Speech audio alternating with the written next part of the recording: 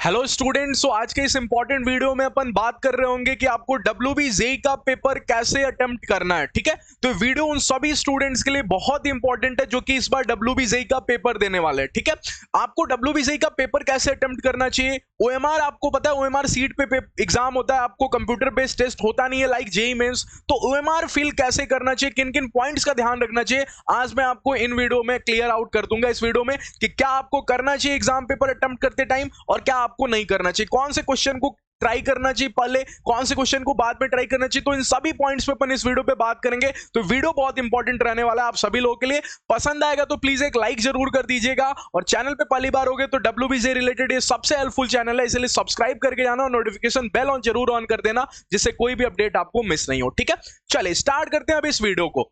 और ये Telegram channel है अपना, जरूर ज्वाइन हो जाना बिकॉज यहीं पे आपको सभी लेटेस्ट अपडेट्स दिख जाएंगे। और इसके साथ साथ अपना व्हाट्सएप का ग्रुप भी है स्पेशली फॉर 2024 एस्पिरेंट, दोनों ग्रुप आप जाके जरूर ज्वाइन हो जाना, लिंक आपको डिस्क्रिप्शन बॉक्स में मिल जाएगा। ठीक है, चलिए तो सबसे पहले पॉइंट के ऊपर अपन बात करने वाले हैं how to start the paper. Exam में बैठा सबसे पहला आपको मैथ्स का एग्जाम देना होगा। ठीक है, 2 आवर्स की टाइमिंग मैथ्स का पेपर। ठीक है, देन आफ्टर होता है आपको 1 घंटे की ब्रेक, देन आफ्टर आपको फिजिक्स और केमिस्ट्री का पेपर होता है। वीडियो थोड़ा लेंदी हो सकता है क्योंकि मैं एक एक चीज को आपको क्लियर कट कर रहा हूं आपको कि कैसे पेपर अटेम्प्ट करना चाहिए। आपको प्रिपरेशन एक जगह होती है, ठीक है, प्रिपरेशन आपने कितना किया ये तो मैटर करता ही करता है, लेकिन इसके साथ साथ बहुत इंपॉर्टेंट ये होता है और बहुत मैटर करता है कि आप पेपर को कैसे अटेम्प्ट करते हो उस दिन। ठीक है, क्योंकि जितना अच्छा आप पेपर अटेम्प्ट करोगे वही आपके रैंक में दिखने वाला है, वही आपका मार्क्स रखेगा। ठीक है, तो प्रिपरेशन के साथ साथ पेपर अटेम्प्ट स्ट्रेटजी भी बहुत इंपॉर्टेंट होती है। ठीक है, तो सर स्टार्ट कैसे करेंगे पेपर को। अब देखो, जैसे आप स्टार्ट करोगे मैथ्स के पेपर को आपको 3 सेक्शन दिखेगा। ठीक है, एग्जाम पैटर्न के ऊपर मैंने वीडियो किया, लिंक डिस्क्रिप्शन बॉक्स में मिल जाएगा, जाके देख लेना। ठीक है, एग्जाम पैटर्न का वीडियो देखोगे तो आपको पता चलेगा सेक्शन ए, सेक्शन बी और सेक्शन सी, 3 सेक्शन होते हैं आपको WBJEE के पेपर में। ठीक है, अब कोई सोचेगा सर पहले कौन सा अटेम्प्ट करूं, सेक्शन ए अटेम्प्ट करूं, सेक्शन बी करूं या सेक्शन सी करूं। तो आपको पता है सेक्शन सी जो होता है ना, मैं एक बार फिर से आपको बता देता हूं, सेक्शन सी जो होता है ना, ये होता तो 2 मार्क्स का है लेकिन कोई नेगेटिव मार्किंग नहीं होती, इसमें कोई भी नेगेटिव मार्किंग नहीं होती। सेक्शन बी जो होता है अपने आप पे, सेक्शन बी भी आपको 2 ही मार्क्स का होता है, सेक्शन बी भी आपको 2 ही मार्क्स का दिखेगा लेकिन इसमें नेगेटिव मार्किंग होती है। और सेक्शन ए आपको सिर्फ 1 मार्क्स का होता है लेकिन इसमें भी चलो नेगेटिव मार्किंग होती है लेकिन थोड़ी कम होती है कंपेयर टू 2 मार्क्स। ठीक, तो अब कुछ लोग आपको बताएंगे कि आप सेक्शन बी अटेम्प्ट करो पहले, क्यों, क्योंकि आपको ज्यादा मार्क्स देगा, 2 मार्क्स देगा। ठीक है, या फिर सेक्शन सी अटेम्प्ट करो, वो भी आपको ज्यादा मार्क्स देगा। लेकिन आपको एक चीज मैं स्टार्टिंग में ही बता देता हूं, पूरा का पूरा खेल होता है कॉन्फिडेंस लेवल का। ठीक है, अगर आप एग्जाम के बैठे स्टार्टिंग ऑफ 10-20 मिनट्स में अगर आपका कॉन्फिडेंस डाउन हो गया ना, तो फिर आपका स्ट्रॉन्ग पोर्शन भी हो सकता है कुछ क्वेश्चंस आपको आए बाद में लेकिन आप नहीं अटेम्प्ट कर पाओगे। ये होता ही होता है। अगर आपने मॉक टेस्ट दिया होगा तो आपको ये रियलाइज जरूर हो गया होगा कि स्टार्टिंग ऑफ द पेपर में सबसे इंपॉर्टेंट होता है क्वेश्चन बना के सॉल्व करके कॉन्फिडेंस गेन कर लेना।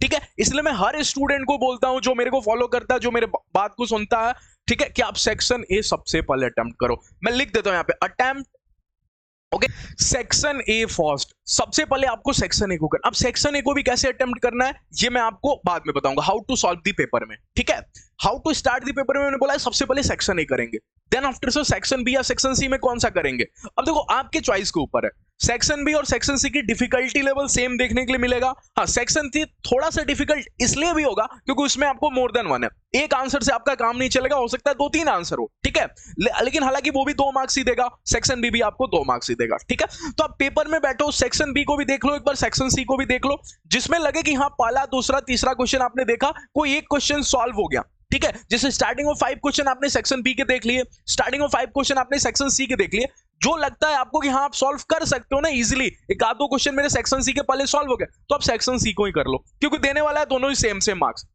वो भी 2 मार्क्स देगा, ये भी 2 मार्क्स देगा। तो सेक्शन सी और सेक्शन बी में आपके पास चॉइस है। ठीक है, कि आप दोनों में से जो मर्जी है वो स्टार्ट कर दो। ठीक है, लेकिन लास्ट में इस बात का जरूर ध्यान रखना है कि क्या मैंने पूरा पेपर देखा कि नहीं, क्योंकि मैक्सिमम स्टूडेंट WBJEE एग्जाम के बाहर निकलते हैं ये बोलते हुए पाए जाते हैं कि मैंने पूरा पेपर देखा ही नहीं, क्योंकि 2 घंटे की टाइमिंग होती है, 75 क्वेश्चंस आपके एग्जाम में पूछे जाते हैं, तो पूरा पेपर आप देख भी नहीं पाते। इसलिए इंपॉर्टेंट क्या होता है, तीनों सेक्शन को एटलीस्ट देखो। ठीक है, तो ये मैं आपको पॉइंट नंबर 2 में सिखाता हूं कि ये कैसे पॉसिबल हो पाएगा कि आप पूरा पेपर देख सको। ठीक है, तो मैंने एक बार फिर से बता देता हूं, सबसे पहले अटेम्प्ट करेंगे सेक्शन ए को। ठीक है, जिससे कि आपका कॉन्फिडेंस लेवल बढ़ जाएगा। और एक बार अगर आपका, क्योंकि सेक्शन ए में इजी क्वेश्चन भी देखने, 1 मार्क्स का क्वेश्चन है तो कितना ही टफ करेगा, मैं बार बार आपको बोल रहा हूं। तो मॉडरेट क्वेश्चन दिखेंगे, इजी क्वेश्चन दिखेंगे, बहुत सारे इजी क्वेश्चन भी हो सकता है फॉर्मूला बेसिस पे आपको दिख जाए, वो आपके कॉन्फिडेंस लेवल को इंक्रीज कर देगा। ठीक है, वो काम में आएगा आपको जब आप सेक्शन बी और सेक्शन सी सॉल्व करोगे। ठीक है, चल अब मैं आपको बताता हूं कि क्या किन पॉइंट्स का आपको ध्यान रखना है, कैसे पेपर को सॉल्व करना है, जिससे कि एक बार मैं पूरा पेपर तो जरूर अटेम्प्ट कर लूं। ठीक है, भले ही मैं पूरे क्वेश्चंस को नहीं अटेम्प्ट करूं, दोनों बात में डिफरेंट है, लेकिन पूरा पेपर एक बार देख तो सकूं। तो आपको 3 चीजों पे काम करना है, टिक, सर्कल, क्रॉस। टिक सर्कल क्रॉस का क्या खेल है सर? मैंने पेपर को देखा, ठीक है, पहली बारी में बहुत लोग आपको बोलते हैं कि एक बार आप पेपर को देख लो, नहीं आधा घंटा 30-40 मिनट तो देखने में लग जाएगा, ऐसा नहीं करना है। ठीक है, आपको सॉल्व भी करते हुए चलना है। अगर आपने फर्स्ट क्वेश्चन देखा फॉर एग्जांपल, आपको लगता है कि बहुत इजी है, फॉर्मूला बेसिस है, मैं कर लूंगा, तो आप अटेम्प्ट करो इसको at the same time. At the same time आप अटेम्प्ट करो इसको, छोड़ने की बाद में अटेम्प्ट करूंगा। अब फॉर एग्जांपल होगा ये कि आपने अटेम्प्ट किया, इसका आंसर नहीं आ रहा, आंसर नहीं आ रहा, तो अगर आंसर नहीं आ रहा और आपको लगता है कि हाँ कुछ मिस्टेक हुआ होगा, तो ज्यादा टाइम नहीं देना इस पे। ठीक है, ज्यादा टाइम नहीं, आपको लगता है कि हाँ आपको अटेम्प्ट ही नहीं, अटेम्प्ट किया आपने, कुछ मिस्टेक्स हो सकता है जिससे मेरा आंसर नहीं आ रहा है, तो आप इसको कर दो सर्कल। आप इसको कर दो सर्कल की, इस क्वेश्चन को मैं बाद में टच करूंगा लास्ट के 30 मिनट्स में। ठीक है, फिर आप मूव कर जाओ क्वेश्चन नंबर 2 पे, जल्दी से क्वेश्चन नंबर 2 को देख लो। मैक्सिमम क्वेश्चन क्या होगा कि आपने देखा, आपको क्लिक भी नहीं किया, बिल्कुल क्लिक नहीं किया फर्स्ट बारी में, तो आपको उसको सर्कल नहीं करना, आपको उसको क्रॉस कर देना है। क्यों सर? इसको मैं सॉल्व ही नहीं करूंगा, क्योंकि अगर आपके स्टार्टिंग में नहीं क्लिक किया ना, तो आप बहुत टाइम दोगे इसको क्लिक, ताकि आपको स्ट्राइक करे, फिर सॉल्व करोगे, फिर आंसर लाओगे, बहुत टाइम ले लेगा। तो इससे क्या होगा, आप पूरा पेपर देख भी नहीं पाओगे। अगर आप पूरे पेपर को ध्यान से देखोगे ना, तो 60% पेपर आपको इजी होता है और मॉडरेट होता है, 30% ही आपको टफ देखने के लिए पेपर मिलेगा, 70% आपको 40% इजी पेपर होगा, 30% आपको मॉडरेट होगा मैथ्स का बात करें तो, और 30% आपको डिफिकल्ट देखने के लिए मिल सकता है। तो आप सिर्फ इजी वाला और मॉडरेट वाला से भी कर लेते हो ना, तो आपका काम बन जाएगा। इसलिए पूरा पेपर देखना बहुत इंपॉर्टेंट होता है। ठीक है, तो और फिर सर तीसरा क्वेश्चन मैंने देखा, तीसरा क्वेश्चन मेरे से सॉल्व हो गया, आंसर भी सब कुछ आ गया, लगे हाथ उसी टाइम, तो उस टाइम मैं इसको टिक कर दूंगा कि हाँ मैंने थर्ड क्वेश्चन कर दिया। तो ये है टिक, क्रॉस और सर्कल का गेम। ओके, उम्मीद है आपको ये बात समझ में आई होगी अच्छे से। अच्छा सर, जिसको क्रॉस कर दिया दोबारा नहीं देखना इसको, नहीं दोबारा बिल्कुल नहीं देखना इसको, इस क्वेश्चन को। जिसपे सर्कल किया लास्ट के 30 मिनट में इसको देखूंगा। ठीक है, और अगर उस टाइम सॉल्व हो गया तो ठीक है, नहीं हुआ तो फिर छोड़ दूंगा इसको भी। ओके, चले बात नंबर 3 पे कर लेते हैं, tips to attempt section C. ये बहुत इंपॉर्टेंट होता है, बच्चों को जो मजा भी आता है। ठीक है, क्यों? क्योंकि कोई नेगेटिव मार्किंग नहीं है इसमें, कोई नेगेटिव मार्किंग नहीं। अगर नेगेटिव मार्किंग नहीं है तो बच्चा थोड़ा खुश हो जाता है। क्यों? क्योंकि सर अगर गलत भी हो गया ना तो क्या ही जाएगा, अपने घर से कोई मार्क्स थोड़ी कटने वाला है। लेकिन सामने वाला भी चालाक है, उसने 4 ऑप्शन बना के रखा है ए बी सी डी, और बोल रखा है एक ही आंसर नहीं सही होगा, हो सकता है 2 आंसर सही हो सकता है 3 आंसर, मोर देन 1 करेक्ट है ये। ठीक है, मोर देन 1 करेक्ट है। तो अगर लास्ट में अगर आपको थोड़ा मार्क्स अपना बूस्ट करना है, थोड़ा सा मार्क्स आपको इंक्रीज करना है, सेक्शन सी के क्वेश्चन बिल्कुल नहीं छोड़ो।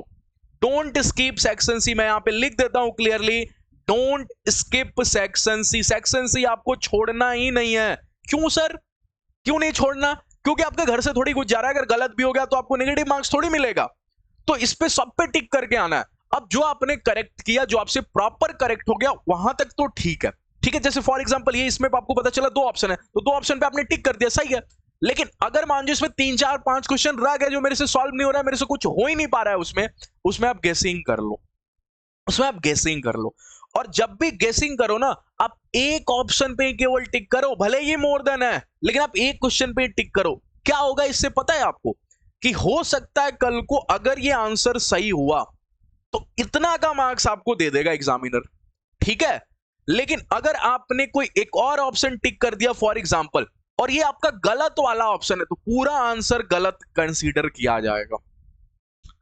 अगर मतलब आपने मोर देन में किसी एक क्वेश्चन में 2 टिक कर दिया और कोई एक वाला टिक गलत है, तो पूरा क्वेश्चन गलत माना जाएगा, आपको एक भी मार्क्स नहीं दिया जाएगा। ठीक है, लेकिन अगर आपने एक पे टिक किया और आपकी किस्मत सही रही, वो करेक्ट वालों में से है, तो आपको उतना मार्क्स तो एटलीस्ट मिल जाएगा ना। और WBCE में 0.5, 0.2, 0.3 का भी बहुत खेल होता है। ठीक है, तो लास्ट में थोड़ा मार्क्स अपना बूस्ट करने के लिए ये वाला काम जरूर कर सकते हो। तो ये मेरा टिप्स था सेक्शन सी को सॉल्व करने के लिए। ठीक है, कि आप इसमें गेसिंग भी कर सकते हो, लेकिन गेसिंग करना है तो सिर्फ एक ही ऑप्शन पे टिक करते रहना है, दो ऑप्शन नहीं टिक करना। ओके, चलिए टिप्स टू अटेम्प्ट, ये फिर से ले लिया। What to do in break, break में क्या करना है ये भी बहुत इंपॉर्टेंट है। 1 घंटे की जो आपको ब्रेक मिलेगी, इसमें मैक्सिमम स्टूडेंट क्या करेंगे, 2 टाइप के स्टूडेंट होंगे।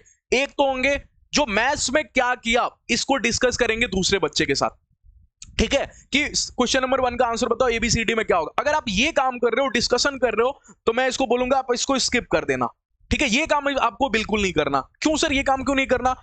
देखो ये आपका ना डिस्ट्रैक्ट आपको कर देगा। फिजिक्स और केमिस्ट्री का भी पेपर देना है आपको 1 घंटे के ब्रेक के बाद, तो ये आपको पूरी तरह से डिस्ट्रैक्ट कर देना, जो आपको होना नहीं है। हो सकता है आपको पता चला मैथ्स में आपने मैच किया किसी से, हो सकता है 20 ही आपके मार्क्स आ रहे हैं, तो आपका कॉन्फिडेंस डाउन। और मैंने स्टार्टिंग ऑफ द वीडियो में क्या बोला, पूरा खेल ही कॉन्फिडेंस लेवल का, ठीक है, तो इसलिए अपने कॉन्फिडेंस को नहीं गिराना। मैथ्स का पेपर दे क्या मान के चलना 50 मार्क्स का तो आ ही जाएगा, 50 का सॉल्व किया 60 का सॉल्व किया आ ही जाएगा।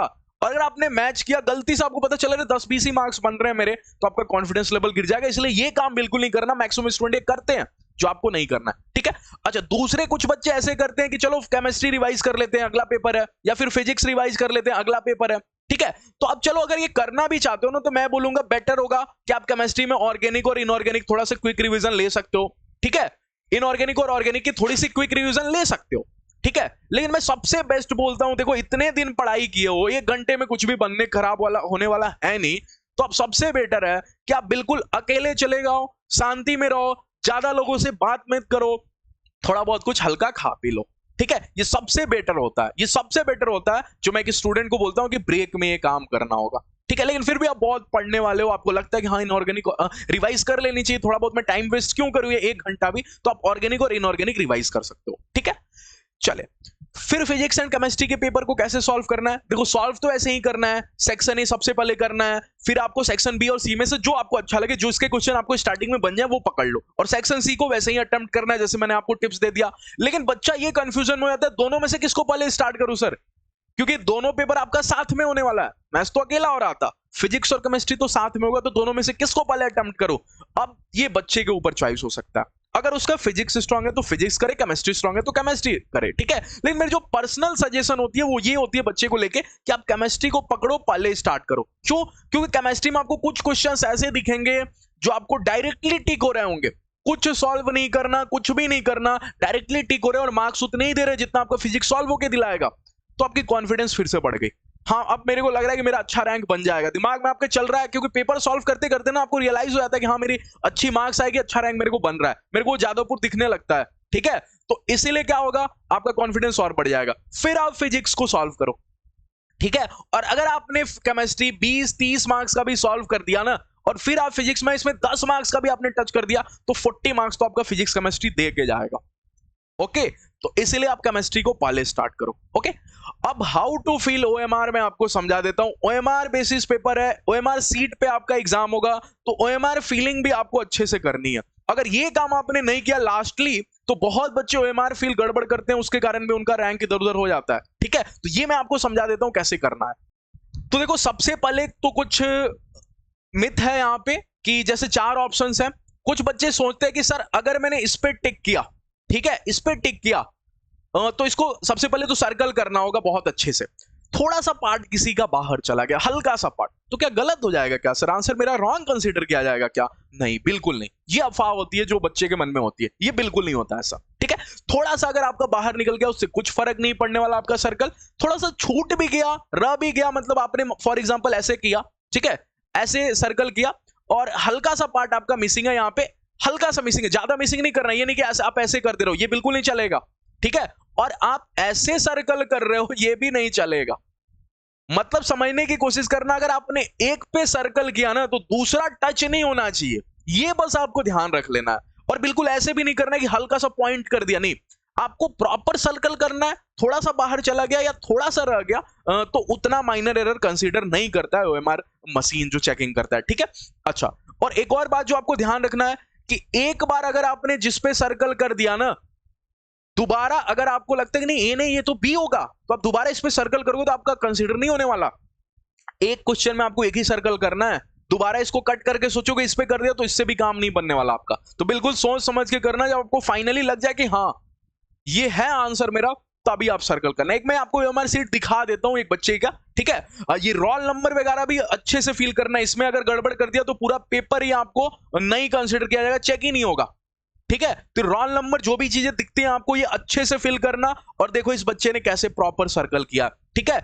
ये पहला दूसरा क्वेश्चन के बीच में जो गैप होता है ना, ये गैप में भी टच नहीं होना चाहिए बिल्कुल भी। यानी कि आप क्वेश्चन नंबर 2 पे सर्कल कर रहे हो, क्वेश्चन नंबर 1 पे भी टच करा दिया, ऐसा नहीं चलेगा। तो इसको भी थोड़ा अच्छे से फिल करना होता है। हाँ, थोड़ा सा बच्चा सोचता है कि थोड़ा सा बाहर हो गया तो सर वो उतना नहीं, उतना मार्जिन नहीं लिया जाता है, ठीक है।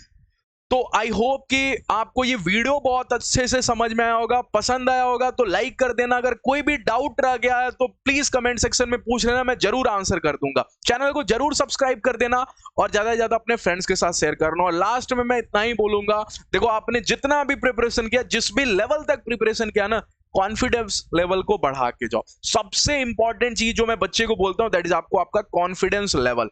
अगर ये है ना तो आप कुछ भी क्रैक कर सकते हो, कोई सा भी एग्जाम। इसको बूस्ट करके जाओ एग्जाम के दिन, ठीक है। बहुत हेल्प मिलेगा आपको। ओके, तो चले मिलते हैं नेक्स्ट वीडियो में। Keep watching, thank you all of you.